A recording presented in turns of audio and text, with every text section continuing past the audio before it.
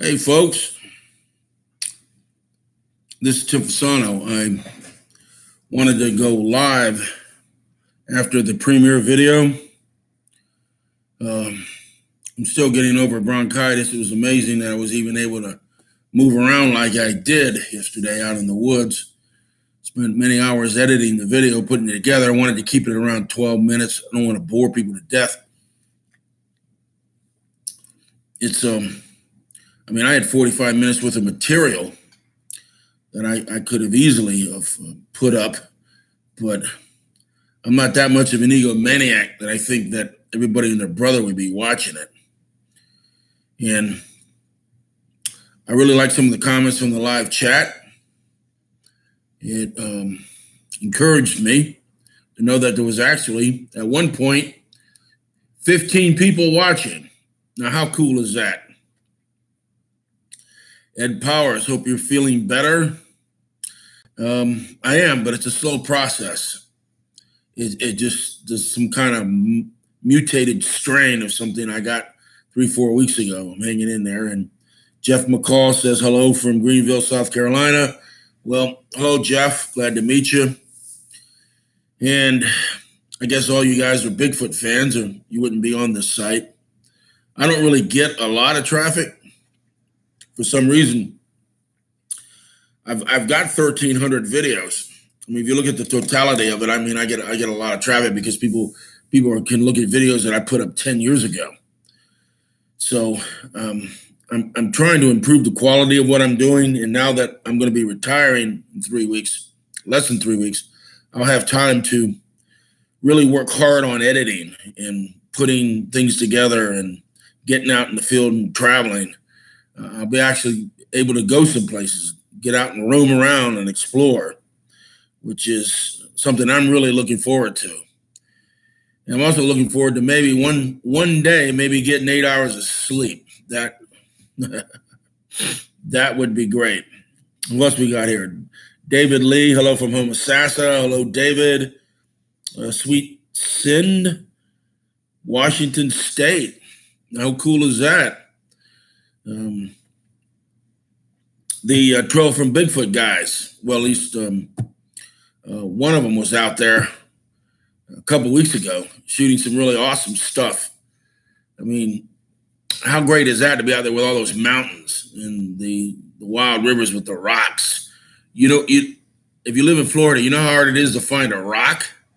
I mean, you'd be hard pressed to find a little rock in Florida, much less these giant boulders that you got to climb over to get to something. So that clearly makes the task of Bigfooting really difficult in Washington. That's why I was wondering why there aren't that many people in Washington that are doing Bigfooting. When I saw what their backwoods look like, I could see it. It's pretty arduous at best. It doesn't look like fun, but it's probably where to go. Let's see, Ed Powers, I'm your fan. I'm sorry, I got a cough drop in my mouth. I'd rather have that than be going.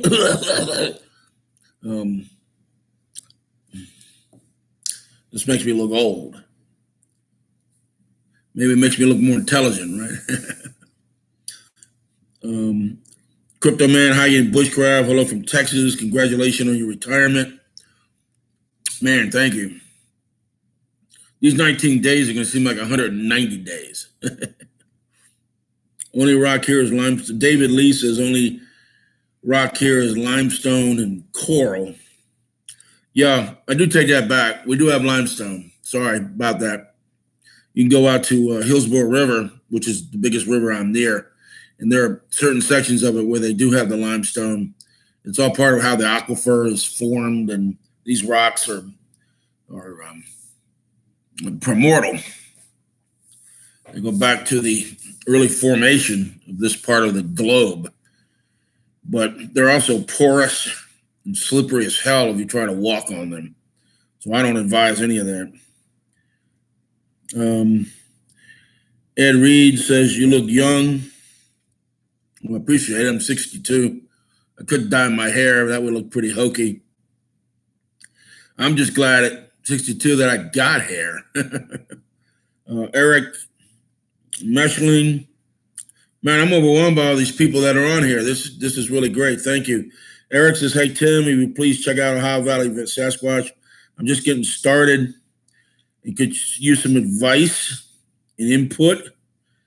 Thank Eric Mellon. I could give you a little bit of advice. I'm hardly an expert at it, but one thing you want to do is make sure that, let me get rid of this cough drop. Get rid of it. Make sure you wear the right clothes. Damn. Came out of my mouth. I often wear shorts because of the heat here. But I don't recommend shorts. And I really recommend that you don't wear them. I don't care how hot it is. The underbrush will just cut your legs up. And I've gotten 2 severe infections in my legs from just wearing shorts going out in the woods. So really just wear blue jeans, probably the most durable thing you could wear. Absolutely. Or unless you're into khakis or something like that, or even, whatever is, long pants.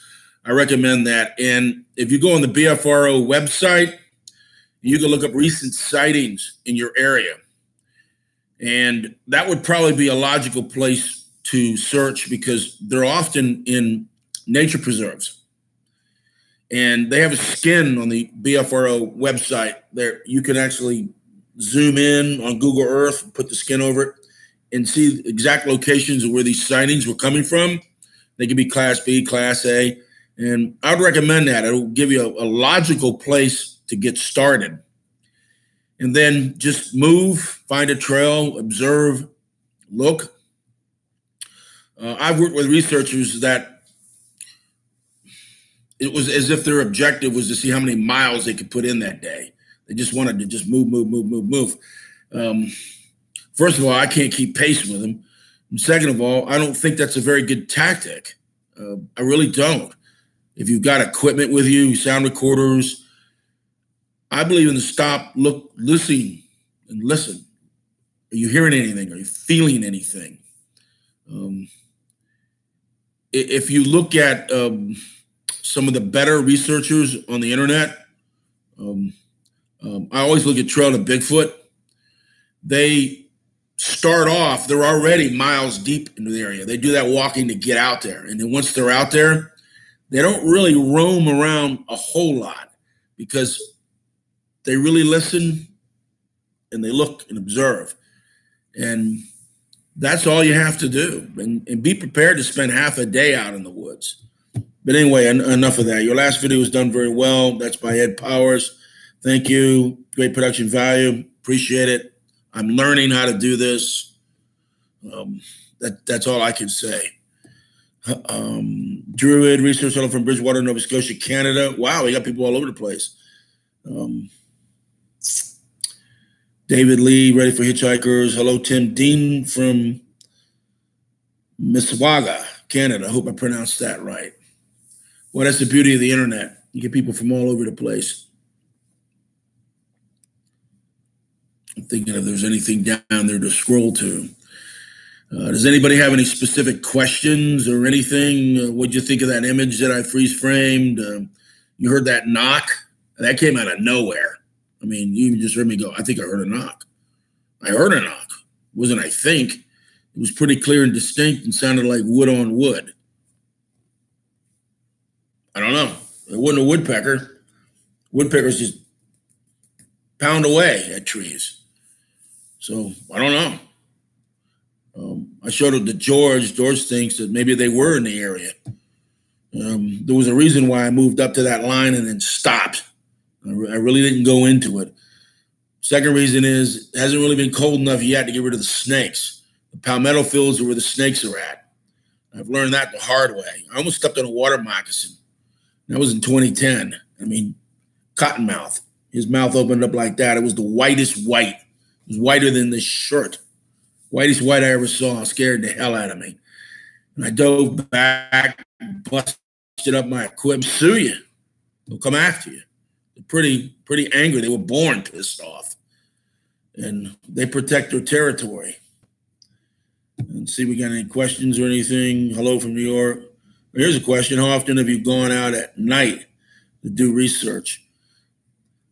That's a great question. I'm glad you brought that up. We do night outings when I work with my group, the Florida Bigfoot investigators, and unless what we've learned is that flashlight hunting at night just doesn't really lead to a lot. I mean, we did find a big structure one time, but unless you've got a quality FLIR where you can see the infrared from a great distance, my personal opinion, just based on years of experience, I really think you're wasting your time. But that doesn't mean night exploration is not a waste for the visual. Audio rules at night. That is where you hear most of your sounds. And if you're camping out, which I recommend, don't go out in the woods just for a few hours and come home at 10 o'clock. You need to camp out in the woods. Between 2 in the morning and 4 is when you get your most activity, where you will hear things you've never heard before. It doesn't mean it's Bigfoot. I mean, you don't know what it is. That's why you need to record it and then try to compare it to known animal sounds. Make a list of known animals in your area. Go on YouTube. What does a coyote sound like? Look it up. You'll hear all kinds of variations of coyote noises. If it's not coyote, cross it off your list. What do pigs sound like? On and on, bears. And if you reach the point where you've crossed off all the known animals in your area and none of them really are even close to what you recorded, then maybe you got something there. I don't know. But that would be my recommendation. Have your recording equipment ready to go between 2 and 4 o'clock in the morning. Any more questions? Campfire Steve. Have you investigated Connor Preserve? Yes. I went in there once, and I'll be honest with you, that was probably about 8 years ago, Campfire, and I haven't been back since. And it is an awesome area. But obviously, when you work for a living and you're wanting to go everywhere else, I would say for about 6 or 7 years, I just kept going to different areas. Now, you end up with favorite areas that you go back to, but when you know that there's some awesome areas that you've never explored, you keep wanting to go to new places. I can still make you a list of 100 places in Central Florida I haven't been to yet. I just haven't gotten there. But I think the fact that you mentioned Connor Preserve, I need to put that on my list. See if I can get Kevin to go with me. I need to find out there's camping in there. That I don't know. So maybe you can answer that question for me. What was your scariest experience? When I think I was being bluff charged, and I don't know what it was. And what's really scary about it, it was that the bluff charge, and you can see that video on YouTube, it was as if it was invisible. It was making all the noise, crazy noise, coming at me, crashing, banging, boom, bam, just really coming at me, scaring me out to death. The birds were all, they were all running off. The hawk was going crazy, but I couldn't see a damn thing. There are those that believe in woo, and I'm not like a spiritual thing, and I'm not promoting that at all. I'm just saying that was pretty scary. But on the terrestrial realm, I would have to say that coppermouth, when it just went, it was right there, ready to get me. It was 2 feet from me, could easily have struck. And considering where I was at, I'd be dead. I'm serious, I would be dead. I don't even know what I was wearing that day. I may have had on shorts like I always have, most of the time at least. So that was pretty damn scary. Snake boots, I've got to invest in a pair of them, considering where I plan on going. Anyway, what was your scariest opinion? Hello from Pensacola. Boy, there are some great areas up your way. The national forest up there, all right, near Tallahassee, Apalachicola. Wow. Man, you got Tate's Hell State Park up there, which is not just a park where people go to cook hamburgers and French fries. That's a place where there have been some real documented sightings. And it's a pretty scary area. And the topography up there, it's getting close to Georgia, actually has elevation. And it's just unlike where we're at. We're in the subtropical line. If you draw a line across the state where it's the I-4 corridor, that's where the subtropics begin as they go down into the tropics. So that's more of a traditional woodland area up there off by Tallahassee. And regrettably, I just haven't been able to get up there yet. I was up there once last year, and that was for a political meeting in Tallahassee because that's the state capital. And I didn't get to do any exploring. I was near Stacey Brown. I could have called him, but it just didn't work out. Crypto man thinking bushcraft again. Have you ever had any paranormal experience going Bigfoot? Well, not like ghost or anything, but I would think that woo experience I told you was one. And another one is I'm not a UFO guy, but we have seen things in the skies at night. We've seen things in the skies that we can't explain.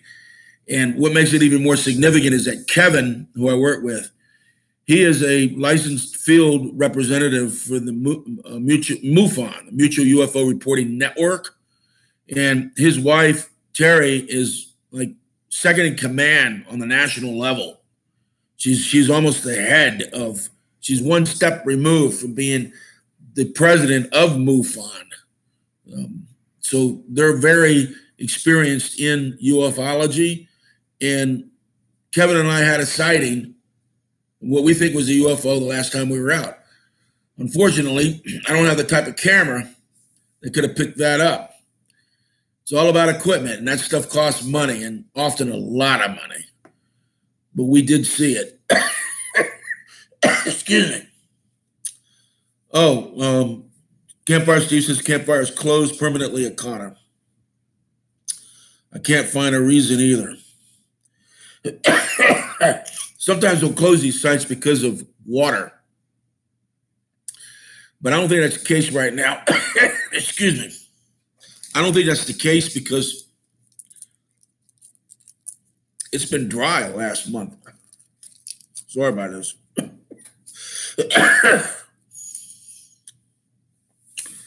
I don't know. I have to check into that.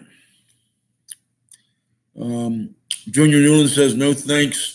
I like to hunt. If I ever seen one, I'm done hunting. No need to stop hunting. You're like everyone else nowadays. You probably have a cell phone in your pocket. Everybody's got a cell phone in their pocket. If you see something of interest, pull it out. That's why I'm tired of hearing the anecdotal stories. People saying I was out in the woods and I saw my dog Duke started barking and I seen Bigfoot come through the clearing. You got a cell phone in your pocket. You got any photos? You got a video? Take something. Even if you just catch the last half a second of it disappearing into the bush, you got something. So please, folks, everything's changed nowadays. Everybody's got video in their pocket. It's not like 10 years ago. Only rich people had video cameras. The one I started out with was crap. And that still cost me $800. So prices have come down. Equipment. I was looking at GoPro today at Best Buy. $399, 4K, and with gimbal image stabilization. I mean, that's fantastic. For that kind of money to get that type of quality with the image stabilization, man, what I'm going to do with that camera when I get it, wow. Anyway, do you think the U.S. military have diminished population of Sasquatch?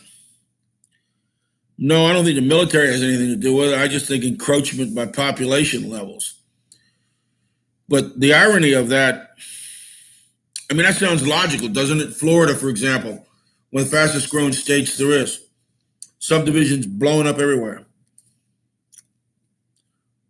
Wilderness preserves being surrounded now by population. But if you look at the BFRO map of sighting, Bigfoot sighting density, you will see there's three prime areas of Bigfoot sightings in the United States. That's Washington State, Ohio, and Florida. And specifically in Florida is what I call the quad, between Tampa and Orlando up to Brooksville, and Brooksville over, not Brooksville, up to Lake County, and back over to close to the Gulf Coast, the Gulf of Mexico. And that's a highly concentrated area of Bigfoot sightings, and also a highly concentrated population of humans. So these things have learned to adapt.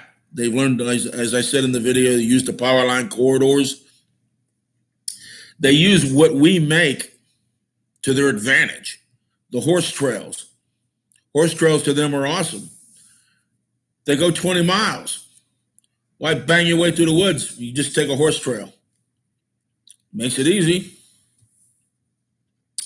What do you do when presented with a bluff charge? Stand your ground, run like hell. Not really. I back up slightly as I'm filming. I want to try to get something on camera, but I do back up, if for no other reason, a show of respect.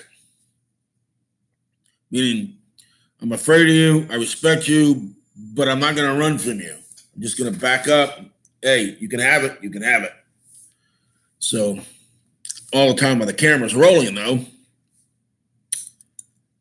run with bears. That is never run from bears. That's the worst thing you can do. Absolutely. Absolutely. And I used to have bear spray, but I never used it. The canister expired. And bears could be a real concern, especially when you work alone. Almost all bear attacks are on solitary hikers. It's rare that a bear will attack a group of people. There's strength in numbers. 5 or 6 people go, bear, and the bear will run off. But like any animal, they prey on weakness. If you're by yourself, you're a target, and I mostly work alone. So that's definitely a concern. But I've never seen a bear. I found bear tracks. But Ocala National Forest is full of bears. And that's why I'm hesitant to go there by myself, because they're there. Got to at least have a couple people, and preferably 3. Bears can be a real concern. Never run from bears. What is the worst thing to do? I guess that's the question. Well, anyway, folks, I really appreciate everything. I've got my dinner staying warm on the stove. So I got to get to that. I can't thank everyone enough. This was on short notice. I put this thing up a couple hours ago, just saying I was going to put the video up, and everyone looked at it, and the response has been great. I tend to do it again, maybe make this a regular thing. It might be how I launch all my videos. That way I can do the live interview afterwards and answer any questions anybody has.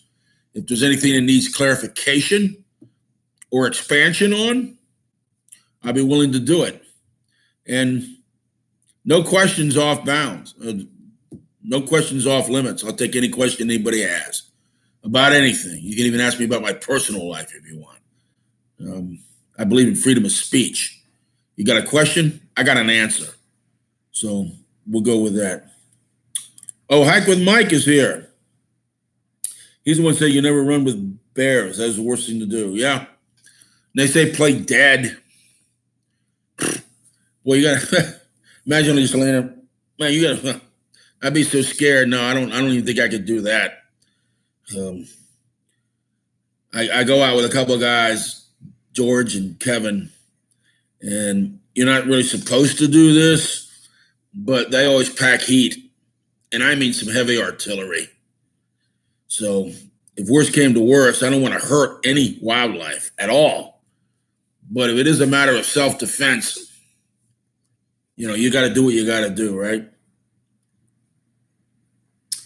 David Lee says, don't give up on us. Yeah, I just want to say so. I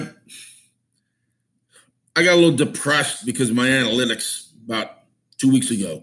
And I put up a video saying I was going to give up on doing Bigfoot videos because I wanted to do other type of videos. And I am going to do other type of videos. But I really missed going out doing this. It's part of me now after a decade. So just forget about what I said. It's just, this is who I am and it's what I'm going to do. But it doesn't mean I can do hiking videos. Believe me, that's really all you're doing when you do Bigfoot. You're just doing a hiking video. And the thing about it is just do that. Shoot the flowers and the beauty of the trees and the sky and all that. And if Bigfoot shows up, your camera's running. You got him. And you got something nobody else has got. Because look at all the people that do YouTube Bigfoot. Do any of them, and I include myself, do any of them have any clear video of Bigfoot? I mean, seriously, does anyone have a clear video of a Bigfoot that does YouTube Bigfoot? I don't. I have a video that I promote as being a skunk ape, but it's not clear. So you know the answer to that. Nobody has. So that doesn't mean they're not out there. You just got to keep looking. Man, you got to win the lottery that day. That's like winning that Powerball. You got to be the winner of that Powerball that day. And if you get it, all you need is one video. That's all. One footprint that can prove it exists. That's it. We don't need 100 of them. We just need one. And cell phone, it may be a cell phone video. Somebody said film some of the UFOs. It's hard to do at night. Man, you really have to have infrared technology. You're talking about a $30,000 camera probably to do that. And that's hit or miss. And then what you may find out is you're just filming a satellite or a real high altitude airplane. You have to rule out everything that man has made or anything natural before you go to where you're going to state that it's something from another planet. That's, man, you got a long way to go before you can make that statement. And MUFON will agree with that. MUFON will definitely agree with that. They don't want everything that moves in the sky is a UFO, just like a lot of these new people that are new to Bigfoot. Everything they hear in the woods, that's Bigfoot. Oh my God, a twig snapped, it's Bigfoot. The same thing with UFOs. Just because something's moving in the sky, what does that mean? It's probably man-made. Campfire Steve, nothing wrong with being prepared with a sidearm in the woods. We've run across meth lab dumps. If you run into those back, let me tell you a little story, Campfire. Kevin's Facebook, he's the moderator of his Facebook group. It's called Florida Bigfoot Investigators. But he uses the acronym FBI, and he's really proud of that. So on his canoe, he's got two decals on the front of his canoe that say FBI. So he goes into the backwaters of these rivers where there's probably some meth labs, and he's rolling up on them with a canoe that says FBI. Well, that's not the brightest thing to do. I even told him that. And he goes, I got to rethink that one. I would. Well, anyway, that's great that you said that, because in Florida, meth exists. And Steve says if you run into these bad guys while dumping, expect, trouble. Yeah, absolutely. Bushcraft, crypto bushcraft, bigfooting like fishing. You never know what you're going to catch. You never know on any given day. You never know. That's why you got to look and listen. If you just want to hike a trail and have blinders on like a racehorse and just go, do the 8-mile loop, great. You just got some great cardio, great aerobic conditioning. And you may have just walked right by a Bigfoot without knowing it. There's a Bigfoot museum in Denver. no, outside of Denver, Colorado, in, what is it, Boulder, Colorado. And the man has this exhibit. You go into this room and there's a life-size Sasquatch, which is behind the glass with the trees and all that. And 99% of the people walk by it without noticing it. They don't even see it. But then when he points it out to them, it's as clear as a white cat on black pavement. And they go, how did I miss that? So that's my point. If you're just hiking, you could just walk right by something and not even see it, not even know it was there. You know, as my mother always said, if it was a bear, it would bite you. But that's what I'm really afraid of. Hike with Mike. Have you ever gone down to Big Cypress in South Florida? Yes, I have. In 2010. I believe I went down there. And it was full of water. And I had a really crummy camera at the time. And I found trails that were on the dry land, but I didn't have a lot of time to spend down there. What I really want to do is I want to go to David Seeley's Skunk Ape Museum, which is down in the Big Cypress Preserve, which you're talking about. And he has a campsite that he owns, and he's invited me to come down there. Now that I'm going to be retired this winter, I'm going down there. And in the campsite, he's got trails that lead off into areas where he has seen the skunk apes. And he'll probably escort me out there, I hope, and show me these areas. It would just be awesome. It would be a great time. And who knows? He says it's there. Some people say he's just he's a showman, salesman, which, in business, we got a salesman who's a president, So that always helps. But yeah, Everglades, Big Cypress Preserve, no doubt. Another thing about it, though, that I would be worried about doing backcountry camping is there's estimated now to be about, 100,000 boa constrictors in the Everglades and the Big Cypress Preserve. They're an invasive species that was introduced in several means. Hurricane Andrew busted open a lot of the reptile exhibits, the zoos, in 1993, and many of them escaped. And there's been people who have good intentions by releasing exotics into the wild. They think they're doing the animal a favor. They're not doing anyone a favor because they breed. They say the female can lay 80 eggs at a time. Well, you're not going to eradicate that by sending hunters out and catch a boa constrictor one at a time. When the female's dropping 80 eggs, no. No, the only thing that's going to wipe them out is if we get a real cold weather, and that's not going to happen. Or they deplete the entire food source. Then they'll cannibalize on themselves. They're now trying to eat alligators. I think they're running out of food. They'll just start heading north. They may find their way to Tampa. That'd be scary. It's going to be like a science fiction movie if they get on the move, because I don't know of any way to stop them. The environment here is just perfect for their survival. Heat, water, man. Excuse me, we're in some trouble.